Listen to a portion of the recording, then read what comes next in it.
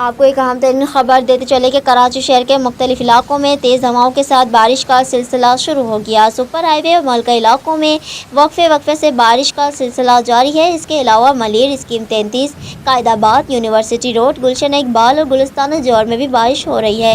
صدر آئی چندی گڑھ road, old city area, Korangi, Landhi, defence اور کلفٹن کے مختلف علاقوں میں بھی کہیں تیز اور کہیں ہلکی بارش کا سلسلہ شروع ہو گیا ہے۔ محکمہ موسمیات کا کہنا ہے کہ شہر کے مشرق و شمال مشرق میں بارش برسانے والے بادل موجود ہیں۔ دن کے اوقات میں کہیں تیز بارش بھی ہو سکتی ہے۔ محکمہ موسمیات کے مطابق شہر قائد میں بارش کا سلسلہ 14 اگست تک جاری رہ سکتا ہے، جس دوران سمندر میں شدید طوفانی ہو سکتی ہے۔